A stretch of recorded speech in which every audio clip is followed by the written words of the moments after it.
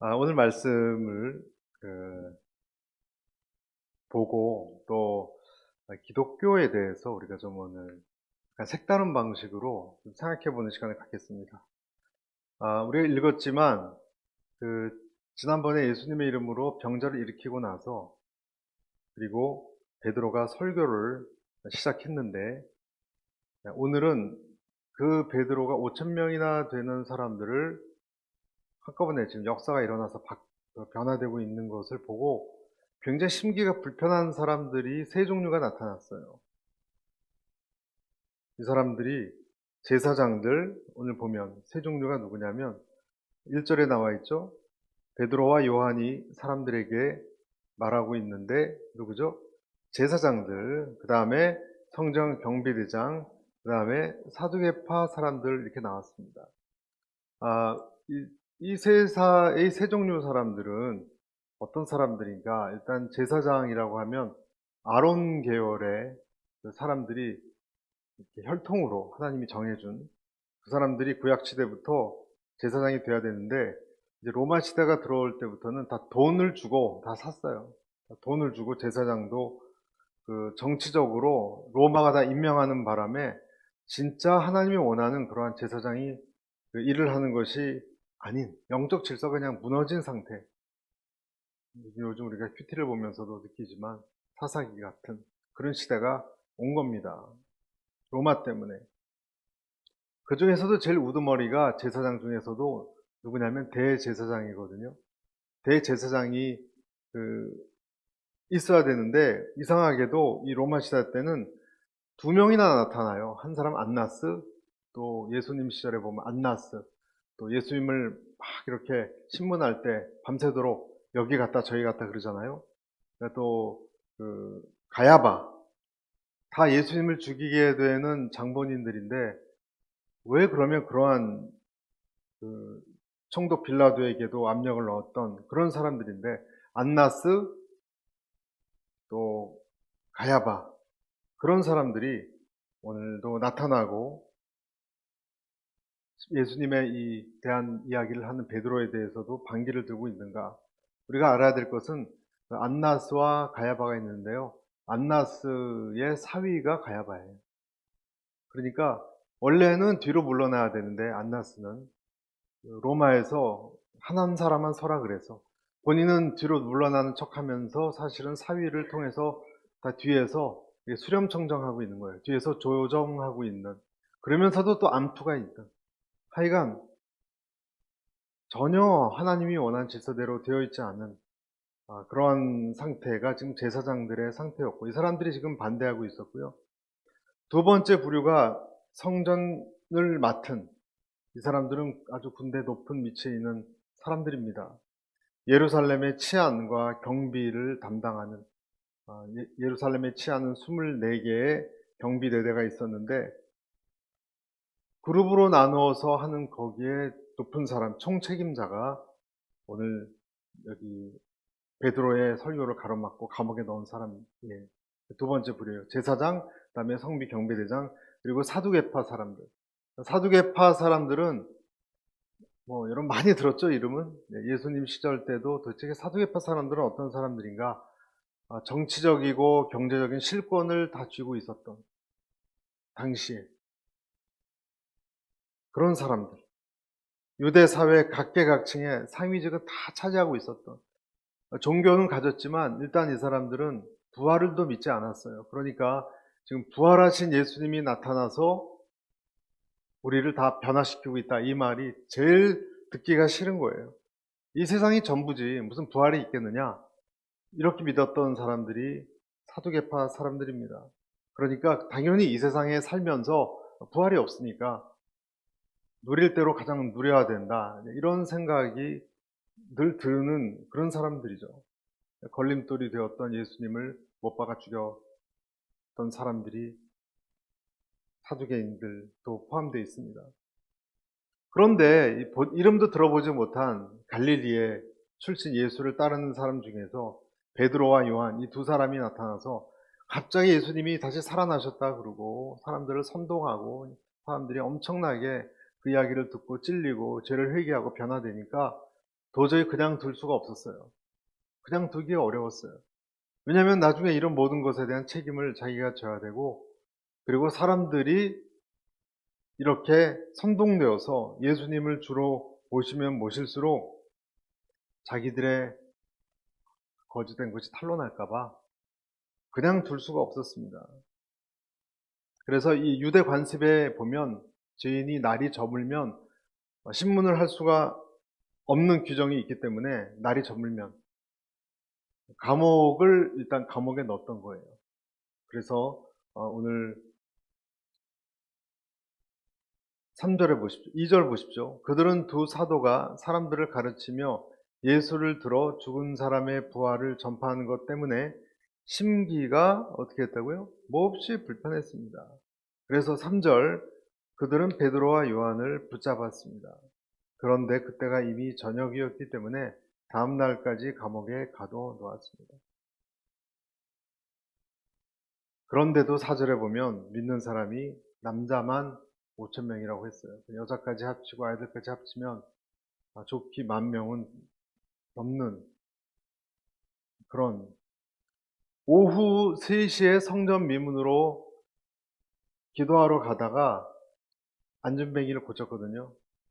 성전에 기도하러 3시라 그랬습니다. 그리고 그 고쳐진 사람 때문에 사람들이 깜짝 놀라고 그 사람들 앞에서 설교를 하고 역사가 일어나니까 기껏해야 한 2-3시간 정도 시간이 지나고 날이 어두워지니까 지금 감옥에 넣은 거예요. 그리고 5,000명이 변화되는 이상한 현상들이 일어나기 시작했습니다. 그래서 이 사람들이 이제 질문합니다. 베드로에게, 그리고 요한에게. 7절 한번 보실까요? 그들은 베드로와 요한을 앞에 세워놓고 너희가 무슨 권세와 누구의 이름으로 이런 일을 했느냐라고 신문하기 시작했습니다. 어떤 질문을 한다고요? 진리가 뭐냐로 질문한 게 아니라 무슨 권세로 이 일을 하느냐, 지금. 무슨 권세로 하느냐. 말싸움을 할 때, 만약에 논쟁을 할 때, 어느 게 진리냐가 아니라 직급이 뭐냐라고 묻는 거하고 똑같아요. 직급이 뭐냐, 나이가 몇이냐. 내용이 중요하지 않고 지금 넌 누가 보낸 사람들이냐, 어떤 권세냐. 자기들의 지식으로는, 상식으로는 지금 일어날 수 없는, 도저히 설명이 될 수 없는 일이 정말 일어났거든요. 여러분, 안진뱅이가 일어났어요.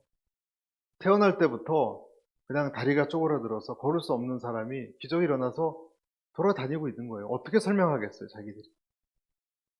어떤 식으로. 또 실제로 예수님이 부활하셨다는 것도 한두 사람이 아닌데, 본 사람, 경험한 사람, 목숨까지 걸겠다는 사람들. 여러분, 우리는 이 세상이 진리가 어떤 것을 결정하고 사람들을 설득시킨다고 생각하는데, 오늘 이런 내용을 보면 이 세상의 많은 지식이, 정말 지식이 진리라기보다는 힘의 논리에 의해서 결정되는 게 참 많아요. 그러니까 진리라 하더라도 이 사람들의 심기가 불편하면 전파도 못 되는 거예요. 가두고 감옥에 들어가는 거예요. 부활 그런 거 없다라고 하는 힘 있는 사람들이 그런 이야기를 쫙 퍼뜨리면 그냥 그때부터는 예수님 부활하신 것도 소수의 지식이 논리가 되는 것이고 가로막히게 되는 것이 일반적인 세상에 진리가 퍼지는 방법인데, 그래서 예수님의 이름은 가두어질 수밖에 없는데, 우리가 알듯이 이 기독교는 전 세계에 그런 것과 상관없이 권세도 없는 사람들에 의해서 오늘날 이렇게 전 세계에 퍼진 그런 종교가 되었습니다. 왜 그럴까?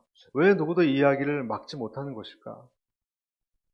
오늘 그 부분은 오늘 읽었던 우리 사도행전 4장 12절에 너무 중요하기 때문에 12절 전에 10절부터 한번 제가 읽겠습니다. 여러분과 모든 이스라엘 백성들은 이 점을 알아야 합니다. 이 사람이 다 나아서 여러분 앞에 서게 된 것은 여러분이 십자가에 못 박았지만 하나님께서 죽은 사람들 가운데서 다시 살리신 나사렛 예수 그리스도의 이름으로 된 것입니다. 11절 같이 읽을까요? 이 예수는 건축자들이 버린 돌이지만 집 모퉁이의 머릿돌이 되셨습니다. 12절 같이 읽겠습니다. 예수 외에 다른 어느 누구에게도 구원을 받을 수 없습니다. 하나님께서는 하늘 아래 우리가 구원을 받을 다른 이름을 우리에게 주신 일이 없기 때문입니다. 아멘. 그래서 오늘 저는 다른 이름이 없다. 예수님 외에는 다른 이름이 없다. 여러분 그렇게 믿으시죠? 기독교는 이 세상에서 굉장히 어떻게 비판받고 있습니까? 너희들만 진리를 가졌다고 그렇게 주장하느냐? 나는 길이요 진리요 생명이니 나 외에는 아버지께로 갈 자가 없다. 가장 강력하게 어떤 면에서는 주장하는 몇 안 되는 종교 중에 하나가 우리는 종교라고 말할 수 없죠. 이것은 현실이니까 기독교예요. 기독교가 왜 그렇게 배타적이냐? 여러분 어떻게 생각하세요? 왜 우리는 기독교만 예수님을 통해서만 다른 길은 없다라고 말해야 하고 또 말할 수밖에 없습니다. 또 세상은 그것 때문에 엄청나게 핍박받잖아요, 지금. 지금도 목숨을 잃습니다. 이 진리를 포기하지 못해서. 그냥 우리는 왜 여러 가지 중에 다른 데도 길이 있고 기독교도 길이 있다라고 말하면 안 되나요? 여기만 그런 말이 있는 게 아니고 여기만 그런 말씀이 있는 게 아니라 이사야서 43장에도 나 곧 나는 여호와라 나 외에는 다른 구원자가 없느니라. 구약이건 신약이건 그 부분에 대해서는 아주 철저해요. 바울도 계속 거짓된 선생들하고 싸웠어요. 이 기독교 예수님의 중심을 가진 이 순수성을 지키기 위해서 수천 년 동안 지금 핍박받고 이렇게 오고 있는데 왜 우리는 그렇게 배타적인 진리를 믿어야 할까? 여러분 주변에 있는 사람들이 왜 이렇게 너희는 배타적이냐 할 때도 여러분 뭐라고 답하시겠어요? 어떤 사람은 이렇게 얘기해요. 많이 들어보셨을 거예요. 모든 종교는 산꼭대기에 올라가는 것과 비슷하다. 산꼭대기에 올라가는 길은 여러 가지다. 어떤 길은 나무숲이 많은 길을 따라서 구불구불 올라가고 어떤 길은 시냇물이 내려온 쪽 길을 따라서 좀 덜 구불구불한 그쪽 위로 올라간다. 어떤 곳은 좀 가파르고 어떤 곳은 돌아가고 그러나 결국은 꼭대기에 올라가면 그게 신이다. 다른 이름에 불과하다. 다른 종교들은. 그러니까 겉으로는 달라 보여도 속으로는 뭐가 그렇게 다르냐. 화해하자. 화해하고 평화를 누리자. 그렇게 얘기하는 사람들이 많죠. 그렇지만 여러분 오히려 우리는 뭐라고 얘기해야 되냐면요. 겉은 비슷해 보일지 몰라요. 그렇지만 속으로는요. 완전히 달라요. 여러분 겉은 다 다른데 핵심은 똑같다가 아니라 겉은 오히려 비슷해 보일지 몰라요. 다른 종교도 사랑을 얘기하고 관용을 얘기하고 착한 행실을 칭찬하고 다 그래요, 여러분. 그런데 내용으로 들어가면 신을 어떻게 생각하느냐? 신. 그리고 어떻게 해서 우리가 구원을 얻느냐? 인간은 누구냐? 완전히 달라요. 어떤 곳은 신이 인격적인 존재고 어떤 곳은 신 자체가 인격이 아니에요. 그냥 철학이에요, 철학. 그래서 어떤 사람은 또 그렇게 얘기해요. 여러분 이런 얘기도 들어보셨을 거예요. 코끼리에 대한 비유죠. 코끼리에 대한 비유로 앞을 못 보는 장님들 사람들이 와서 코끼리를 어떤 사람은 코를 만져보니까 이 동물은 참으로 길쭉길쭉하고 부드러운 피부로 된 동물이로다 그렇게 얘기했어요. 그랬더니 앞다리를 만져본 사람은 펄쩍 뛰면서 무슨 말이냐 이것은 딱딱한 둥근 모양이다. 아주 가죽도 두껍고 부드럽긴 뭐가 부드럽냐 싸우고 있어요. 또 옆구리를 만져본 사람은 그렇지 않다. 이 짐승은 평평하고 넓적한 그런 큰 짐승이다. 뭐가 둥글둥글하냐? 제각기 몸통이 어떤 사람이 이쪽, 어떤 사람은 코, 뭐 만지는 다리, 부위에 따라서 다를 뿐이지, 사실은 코끼리를 그렇게 다르게 묘사하는 것에 불과하다.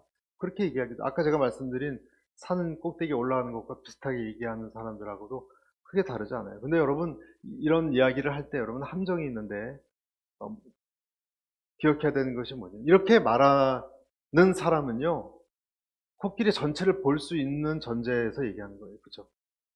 장님이 아닌 사람이 그렇게 본다는 거예요.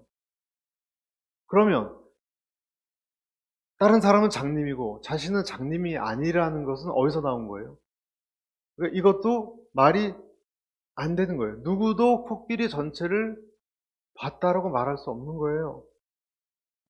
누구는 더듬고 있고 한쪽 부분을, 누구는 전체를 볼 수 있다라는 것을 어떻게 판단합니까? 그러니까 이것도 사실은 미궁에 빠지는 거예요.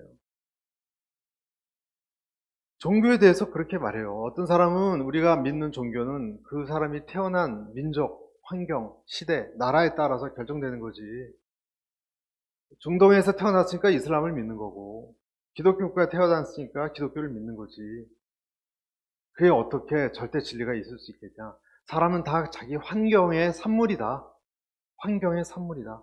그렇게 얘기하는 사람도 있습니다. 굉장히 그럴듯하게 보이죠. 여러분, 힌두교도 마찬가지예요. 힌두교도 수많은 신들이 있어요. 그 힌두교에 태어난 민족마다 다르고 여러 가지 신을 다 받아들입니다. 그런데 여러분, 지금 제가 말씀드린 환경의 산물이라고 말하는 이런 사고방식을 가지고 있는 사람은요, 서구의 전체 다민족 사회같이 뉴욕에 살거나 그런 사람들을 겪어본 사람이 할 수 있는 말이에요. 그런 사람은 그렇게 얘기할 수 있어요. 그러나 고대 사회같이, 아니면 지금도 그 신앙을 열심히 믿는 사람, 유일신을 믿는 사람하고 지금 어디든 환경의 산물이다라고 하는 말, 둘 중에서 어느 게 진짜가 맞다라고 말할 수 있는 기준이 없어요. 여러분, 그것도 누가 뭐라고 말할 수 없는 거예요. 이 사람은 안 믿으니까 다 환경의 산물로 보이는 거예요. 그렇게 그 종교마다 다 민족의 특징이 있는데 왜 굳이 그렇게 믿느냐, 그냥 믿지 마라, 너무 광신도가 되지 마라, 그렇게 말하는 사람은 왜 그렇게 거기에 열을 내나요? 그렇죠? 그 사람은 그게 종교가 된 거니까 그 사람의 그런 것을 그냥 놔두면 돼요. 놔두면. 근데 이 사람은 그거를 믿으니까 또 자기 주장을 하는 것일 뿐이다 하는 거예요. 제가 지금 뭘 말씀드리고자 하는가? 여러분, 이 진리라는 것은, 여러분, 아까 제가 말씀드렸죠. 기독교 진리, 왜 이렇게 배타적이냐? 진리라는 것 자체가요, 그 말 자체가 배타성을 갖고 있어요. 진리라는 것 자체가 배타적이에요. 1 더하기 1은 2예요. 1 더하기 1은 2.1도 아니고 2.5도 아니에요. 그런데 당신은 왜 진리에 대해서 이렇게 관용이 있느냐? 왜 1 더하기 1이 2만 된다고 주장하느냐? 하는 것과 비슷한 거예요. 1.9도 1.8도 아니에요. 진리라는 것 자체는 원래 여러 가지 진리가 아닌 것 중에 한 가지를 말하는 거예요. 아멘. 기독교가 그런 면에서, 여러분, 제가 기독교를 얘기하자면 기독교가 왜 이렇게 융통성이 없느냐? 그렇지 않습니다. 사실은 기독교야말로 수많은 계층에 받아들여진, 가장 많은 계층에 받아들여진 종교예요. 그리고 이슬람처럼 죽이거나 그렇지 않습니다. 관용이 있고, 가난한 사람을 소중히 생각하고, 약한 사람들을 소중히 관용하는, 오히려 가장 어떻게 보면 어떤 면에서는 융통성이 있는 넓은 종교라고도 볼 수 있어요. 몇 가지를 좀 예를 들어 보겠습니다. 힌두교도 그렇고 여러 동양 종교도 그렇고 기독교가 아닌 종교들을 우리가 보면 일단 범신론이라는 게 있어요. 여러분, 연세 있으신 분들은 우리나라에서도 물 떠놓고 기도하고 뭐 그런 때가 있었지 않습니까? 또 아프리카 또 아메리칸 인디언도 돌이나 나무나 사슴뿔이나 이런 데다 신성이 있다고 생각해서 그게 다 범신론이에요. 거기서 절하고 빌고 사당을 만들고 심지어는 무속신앙까지도 어떤 면에서는 범신론, 범죄에 포함된다라고 말할 수 있어요. 이것은 여러 창조주 하나님을 믿는 것과 완전히 달라요. 여러분 거기에 대해서 구분을 가지셔야 돼요. 우리가 어떤 예수님, 어떤 기독교를 믿느냐에 대해서 분명히 알아야 되는 것은 이 세상에 깃들어 있는 어떤 피조물의 신성, 하나님이 있다라고 말하는 것은 틀리다, 맞다?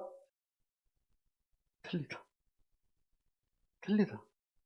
그래서 돌이나 나무나 바람이나 이런 것을 숭상하는 것은 죄가 되는 거예요. 이것이 어디나 있는 범신론, 동양종교, 예, 그런 것이 많아요. 여기로부터 우리는 일단 구분을 해야 되는 거예요. 원주민들은 그래서 이상한 기념품 같은 걸 어떤 사람들은 멀리 가서 그것을 사오기도 하는데 주술을 했던 것들, 그런 것들을 여러분 조심해야 되고 갖다 버려야 되는 거예요. 근데 요즘 시대에 들어서 그런 것이 영화나 여러 가지를 통해서 다시 우리에게 주술적인 것이 우리 아이들에게도 많이 퍼지고 있어요. 오히려. 그래서 이렇게 인형을 만들어서 바늘로 찌르면 누가 아픈다거나 그런 것에 능력이 있고 우리의 아이를 출산 또 돈 버는 것, 병이 치유되는 것, 그런데 효험이 있다라고 이야기합니다. 물론 여러분 선교사들의 그 전기를 읽어보면 그런 토속신앙이 있는 곳에 실제로 능력 대결이라는 것이 있어요. 그렇지만 그것은 그런 범신론 때문이 아니고 악한 영이에요. 악한 영의 어떤 싸움이라고 봐야 되는 거예요. 설사 그런 것이 일어나도, 그런 현혹되는 것이 일어나도 그런 곳에 신성이 깃들었구나, 그렇게 생각하는 것은 거짓이고 심지어는 무당을 통해서 말하는 것도, 여러분 점을 보면서 이야기하는 것도 마찬가지입니다. 신령한 사람이 있고 속임수를 하는 사람도 있어요. 실제로 신이 들어와서 하는 사람도 있어요. 여러분 거짓말을 하는 사람도 있을 수 있지만, 통계라고다 얘기하는 사람도 있지만 실제 역사도 합니다. 그러나 그 영은 잘못된 부천에서 떠도는 조상신 그런 것이 아니고 악한 영의 변신에 불과하다라는 것을 여러분 분명히 알아야 돼요. 그래서 근처도 가지 말아야 되고 믿지도 말아야 되고 그런 것에 두려움도 갖지 말아야 되는 거예요. 여러분 아멘. 그 전에 한월산 기도원 같은 데에서, 저도 한월산 기도원 가본 적이 있는데 신령한 물을 떠놓고 이 물 바르면 병 낫는다고 하는 분도 있어요. 여러분 다 그것은 미신이고 가짜지. 혹시라도 만에 하나 성수야 성수, 성수 뿌리면서, 여러분 그런 것은 무조건 거짓된 것이다 라고 차단해야 되는 거예요. 그것은 다 우상이에요. 능력이 있을 수 있어도 여러분 그건 거짓된 거예요. 전혀 하나님과 공통점이 없습니다. 여러분 그 부분 분명히 우리가 해야 됩니다. 우리나라 시골에 가면 천하여장군, 지하대장군 그런 거 만들어 놓고도 그런데 붙들려 사는 사람이 있어요. 나무에다가 여러 가지 이렇게 리본 같은 걸 만들어 놓고 절하고 거기에 묶여 있는 사람들이 있어요. 그러니까 그런 신앙을 가진 사람은 우리나라 기도원 문화에도 묶여 있어요. 기도원 문화에 기도원 원장이 뭐라고 저주를 내리면 꼼짝달싹 못하는 분도 있어요. 그것도 다 거짓된 거고 다 잘못된 거예요. 그런데 누가 어떤 예언 기도를 했다, 당신 이걸 안 하면 어떻게 된다, 다 거짓된, 하나님이 그런 분이세요, 여러분.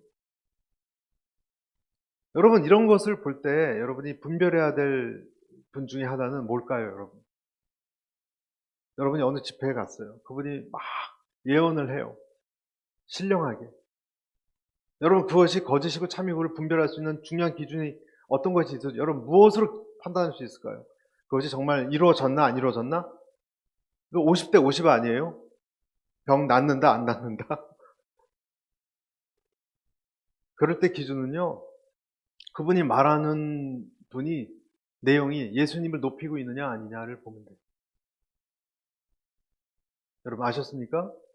예수님을 높이고 예수님의 피를 높이고 은혜를 소중히 여기느냐, 본인의 권세를 자꾸 본인의 신령함을 얘기하느냐를 보면 돼요. 그리고 인격적이냐 예수님처럼, 비인격적이냐. 하나님은 괜히 진노하시지 않는 분이에요. 근데 어떤 기도원 원장님은 진노하셨다고 겁을 주고, 여러분 다 그것은 속지 마세요. 그럴 수 없는 분이에요. 예수님이 어떤 분이신데. 그런데 우리가 한국 사람들이 애니미즘에, 이런 샤머니즘에, 이런 범신론에 묶여 있다면 우리가 그런 부분은 확실하게 끊어낼 줄로 믿습니다. 또 한 가지 있어요, 여러분.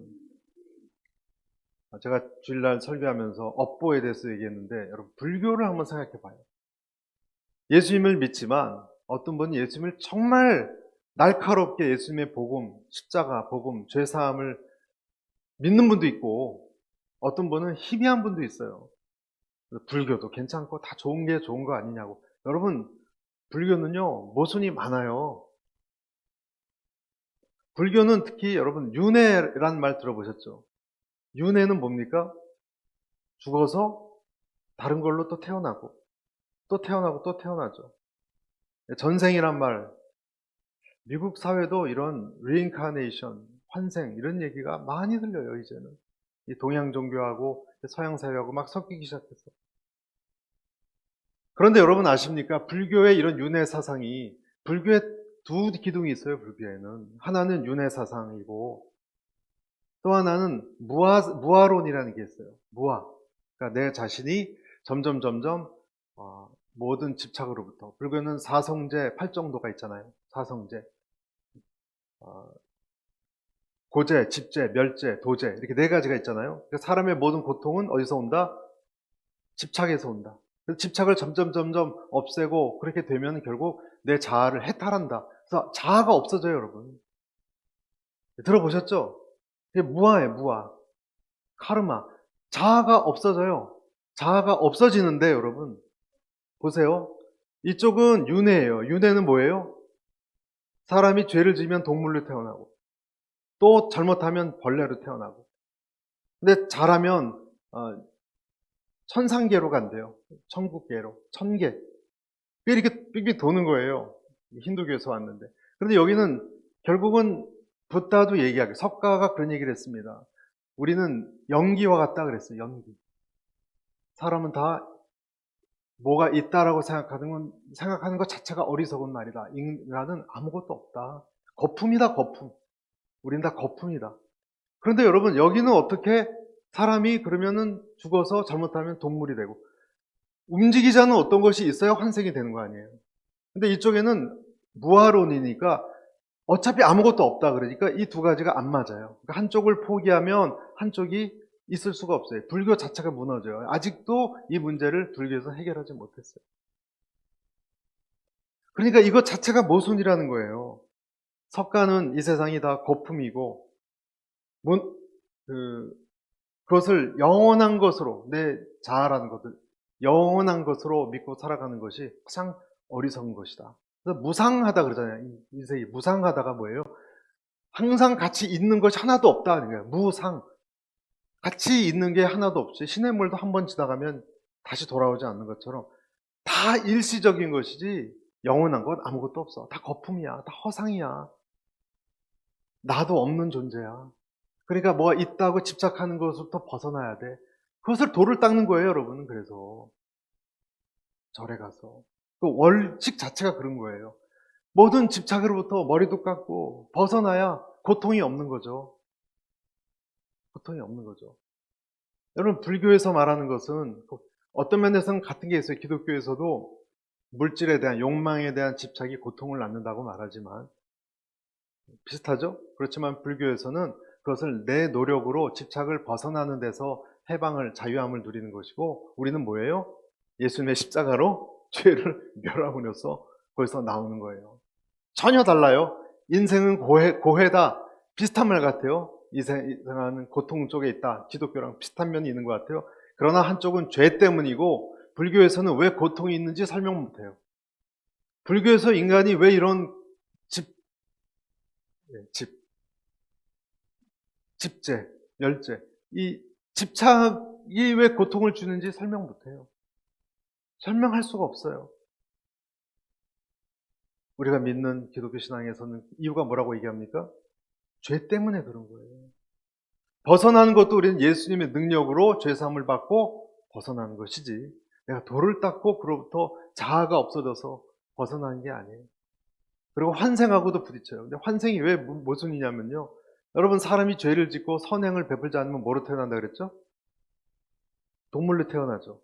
생선으로 태어나거나 장어로 태어났다고 합시다. 장어. 장어가 태어났는데 장어가 또 죄를 지으면 벌레가 되거나 미생물이 돼요. 박테리아가 되거나. 장어가 선과 악을 압니까? 네? 개미가 선과 악을 알아요? 그냥 본능, 사자도 선과 악을 몰라요. 그냥 배고프니까 먹는 거지. 무슨 윤리가 있어요.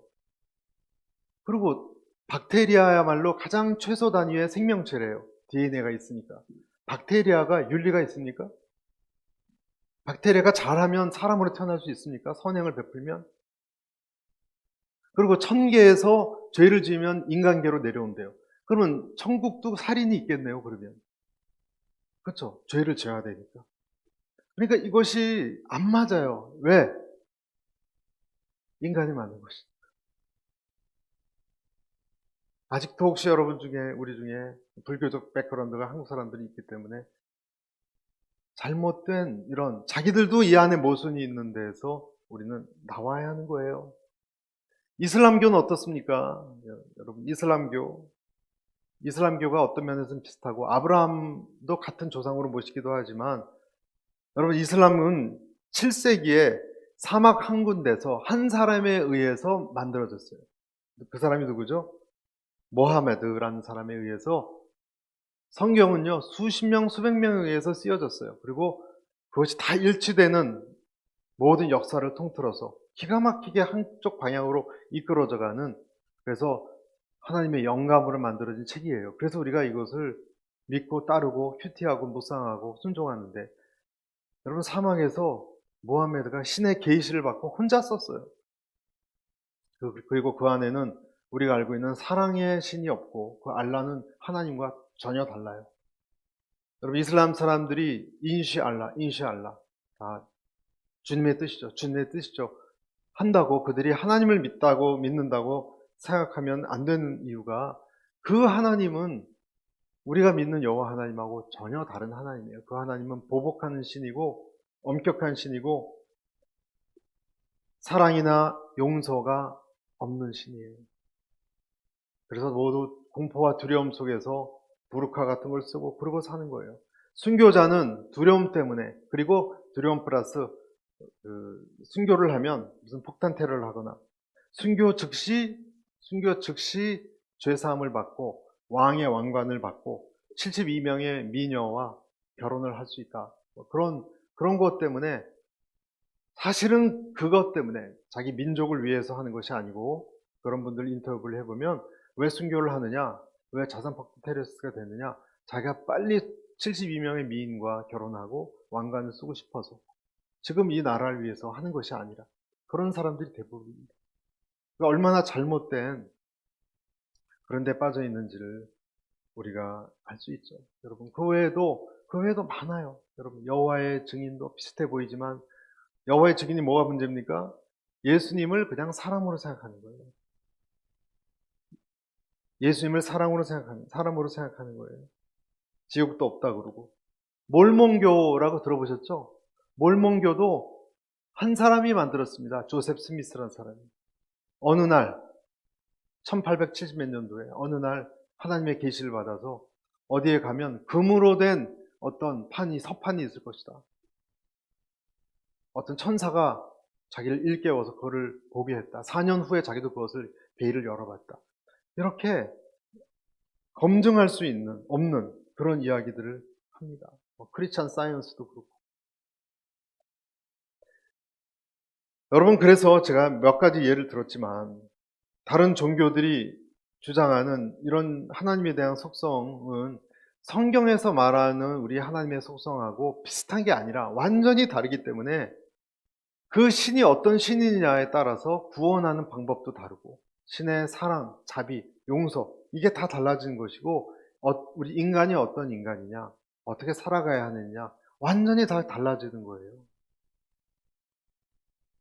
그래서 교리도 달라지고, 그래서 하나가 옳으면 이것도 비슷하다라고 말할 수가 없고, 틀렸다라고밖에, 다른 이름은 없다라고밖에 말할 수밖에 없는 거예요.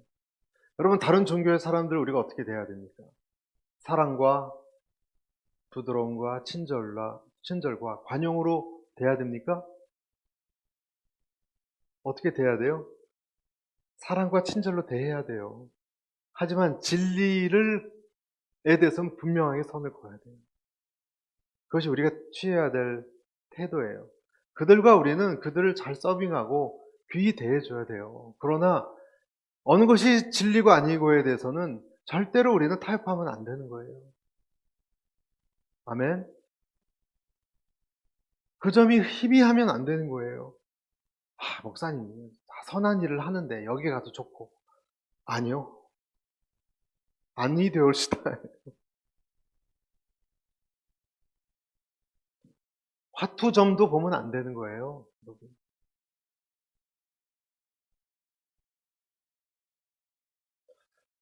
이것은 영적인 영향력도 있어요. 그 전에 제가 어떤 분하고 상담을 하면서 느낀 것인데, 여기에 대해서 찬반이 있지만, 이런 말씀 드릴 수 있는 것 같아요. 어느 가정에 우환이 너무 많아요. 우환. 죽고 다치고 병들고, 왜 저 가정은 저렇게 힘들까?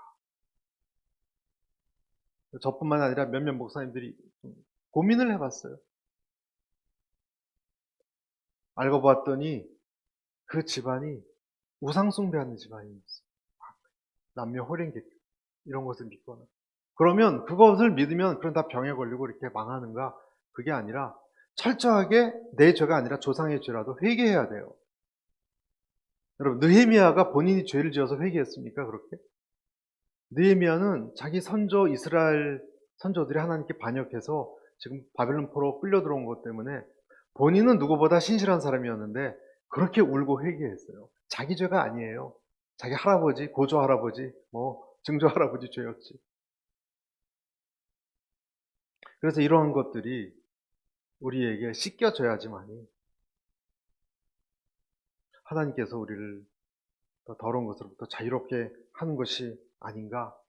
여러분, 이것은 성경에 이렇게 되면 이렇게 된다, 그런 것은 없지만 전체적으로 보면 성경은 자기의 조상의 죄까지도 우리가, 심지어는 우리 가족에 있는 다른 가족 구성원 내 죄까지도 중보기도 하면서 회개할 수 있어요.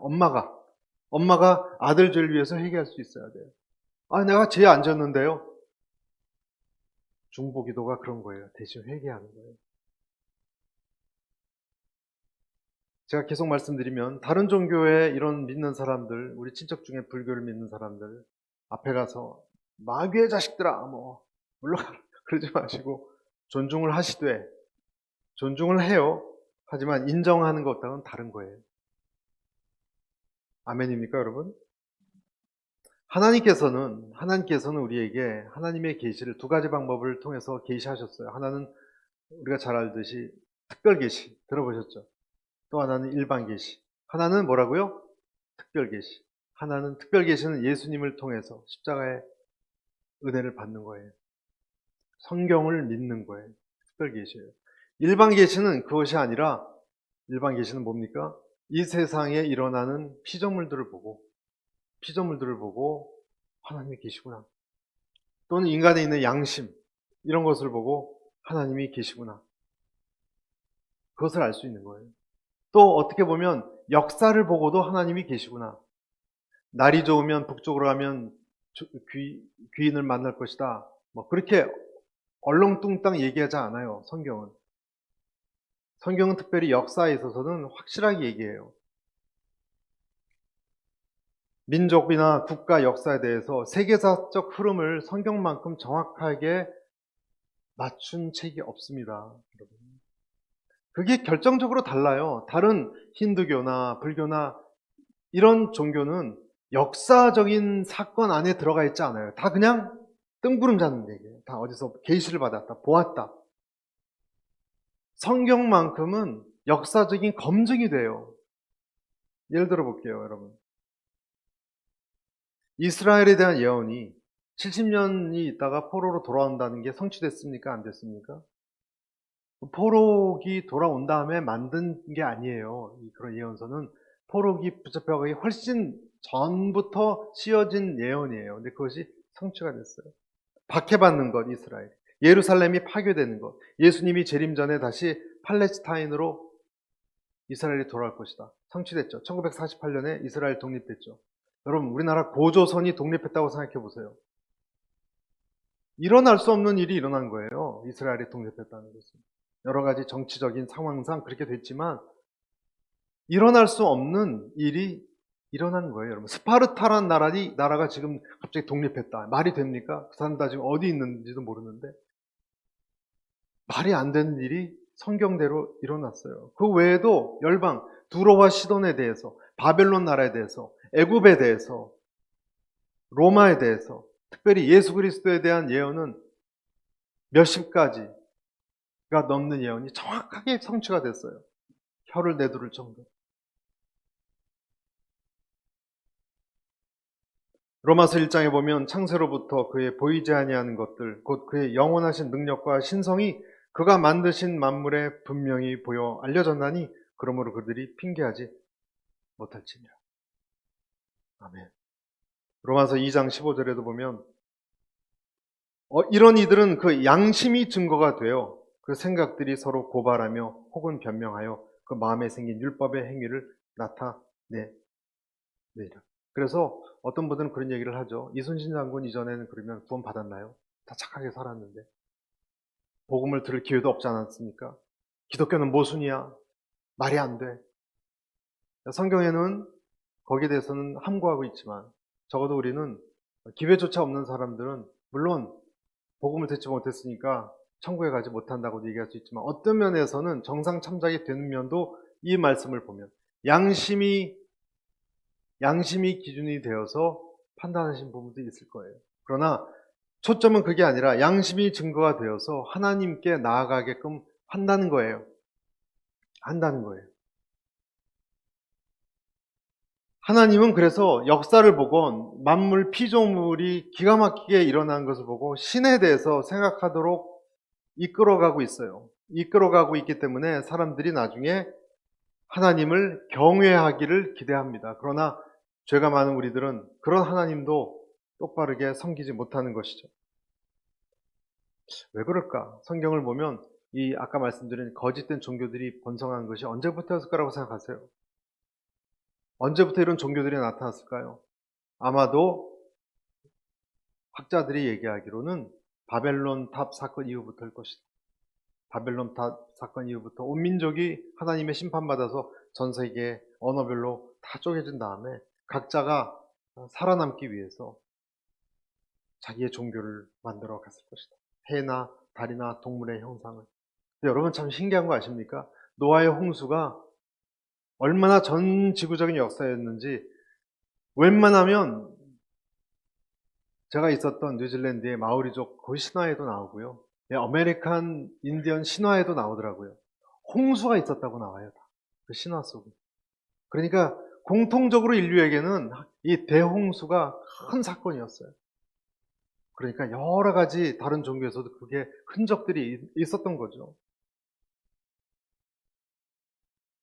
자, 말씀을 정리하겠습니다. 왜 기독교만이 하나님께 가는 길이라고 우리는 주장할 수밖에 없고 그 길만 믿어야 되는가? 왜 그 외에는 다른 구원이 없는가? 주님께서 그 길 외에 다른 길을 주지 않았고 죄를 사할 수 있는 길은 그 길밖에 없기 때문에 그렇습니다. 여러분, 예수님 이외에 다른 이름이 우리에게 없어요.